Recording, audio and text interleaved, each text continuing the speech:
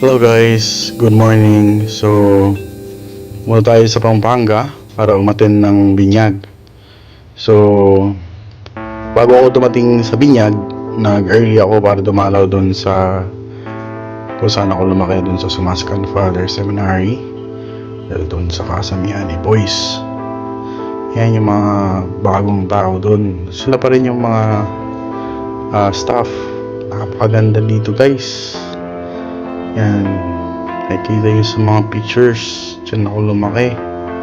Miss ko talaga yung lugar. Siyempre, hindi lang yung lugar ang nami-miss natin.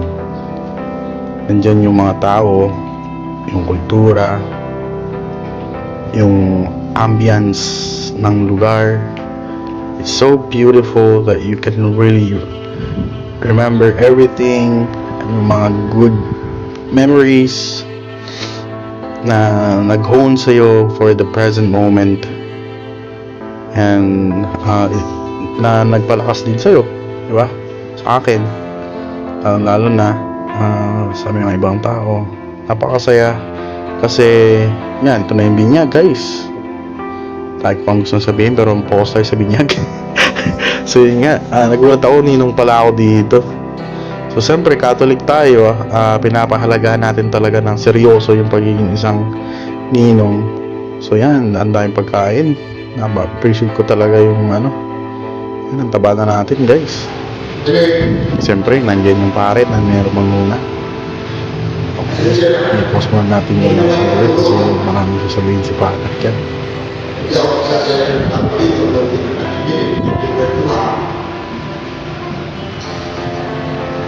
Pasensya na ako. Kinakailangan ng turo, kinakailangan ng bumati tayo. So, kung sa pamagitan ng initiation, ang isang tumatanggap ng initiation ay nagiging membro, nagiging kasabi. Ang itanong natin, kung ang binyag na ginagawa natin ay initiation at nagiging kasabi siya, ang itanong natin, ano ang pinapasukan o ano ang papasukan na mga batang bibigyan natin ngayon, bakit nag-initiation tayo? Ang mabilis na kaliwanag, ang bata ay pumapasok sa pamilya ng Diyos. Nagiging membro siya ng pamilya ng Diyos.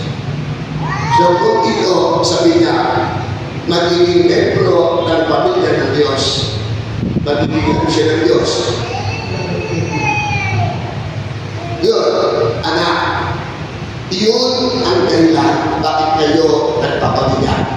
Kaya kapag tinanong kayo, bakit kayo nagpapabigyan, ang mabilis na sagot, gusto namin ang batang ito ang tuloy ng Diyos. Binyagan ako. Binyagan ka. Para tayo kasama sa pamilya ng Diyos. Magtago tayo. Kaya na, kaya tawagan sa binyag, sa simbahan, brothers, sisters. Bakit nabibilang tayo sa pamilya ng Diyos at tayo napabilang sa pamilya ng Diyos dahil sa binyag na tinanggap natin. Pero tawagan yung tawagan ng iglesia kapag natawagan ng kapatid. Dahil yun ang malalim na sinasabi ng bigat. Pangalawa, ang mga batang dito, yayabang tatanggapin nila ang dignidad ng pagiging anak ng Diyos. Ang mga batang dito may tinatanggap na pananagutan. Ano ang pananagutan? Tatanggapin nila ang pananagutan na mamumuhay sila sa dignidad ng pagiging anak ng Diyos. Kasi sa dalawang niya, sa kapatid, ang sinubang bininyagan dapat mamumuhay bilang anak ng Diyos. Dapat lalaki bilang anak ng Diyos. Tanong natin, meron bang bininyagan na hindi nabubuhay sa dignidad? Ito, tingnan natin. Ay, may mag-asawa. Ilang taon na yung mag-asawa? Ilang years? Nag-aaway kayo dalawa. Sino may kasalanan?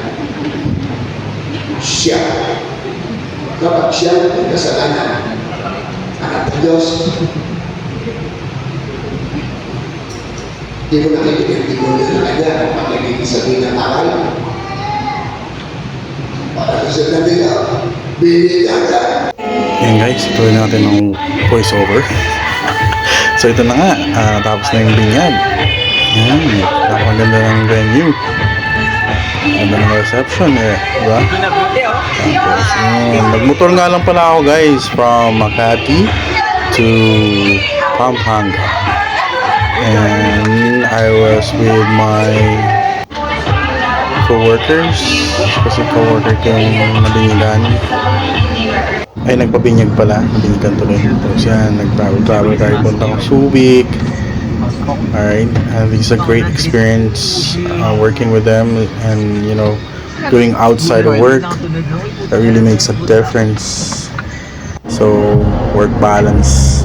And, yun na nga guys. Drive. Dumaan tayo sa tunnel. Yan. O, diba? Ganda na experience. So,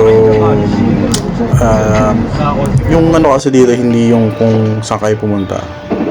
Yung maganda kasi dito yung experience na you're with your coworkers despite your differences and ano, nag-coworkmate mo lang sila. Meron kaming sense of community na yan. Ito naman yung ano, yung dumalaw ako sa